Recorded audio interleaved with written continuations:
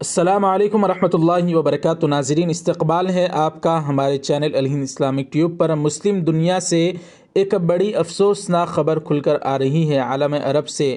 ناظرین، آپ کو بتا دیں، متحدہ عرب امارات کی وزارت برائے صدارتی امور نے اعلان کیا ہے کہ متحدہ عرب امارات کے صدر اور ابوظہبی کے حکمران شیخ خلیفہ بن زاید ال نہیان جمعہ یعنی آج 13 مئی کو انتقال کر گئے ہیں۔ انا للہ و انا الیہ راجعون۔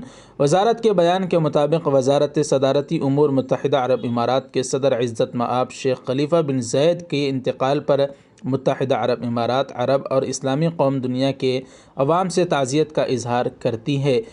بتا دیں، شیخ خلیفہ بن زاید ال نہیان 3 نومبر 2004 کو متحدہ عرب امارات کے صدر اور ابوظہبی کے حکمران بنے تھے۔ وہ اپنے والد مرحوم شیخ زاید بن سلطان ال نہیان کے جانشین منتخب ہوئے، جنہوں نے 1971 میں یونین کے بعد متحدہ عرب امارات کے پہلے صدر کے طور پر خدمات انجام دی۔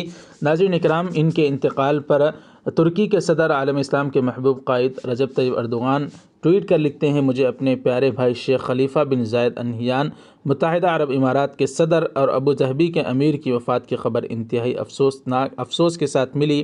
اللہ مرحوم کی مغفرت فرمائے۔ میں متحدہ عرب امارات کے لوگوں سے تعزیت کا اظہار کرتا ہوں۔ تو ناظرین اکرام، اس طرح سے شیخ خلیفہ بن زاید کا انتقال ہوا ہے۔ اللہ تعالیٰ سے دعا ہے اللہ ان کی مغفرت فرمائے۔ کمنٹ باکس میں آپ ان کے لیے دعا یا جملہ ضرور لکھیں، ویڈیو لائک کریں، خوب شیئر کریں، چینل کو ہمارے ضرور سبسکرائب کر دیں۔ جزاکم اللہ۔ والسلام علیکم ورحمۃ اللہ وبرکاتہ۔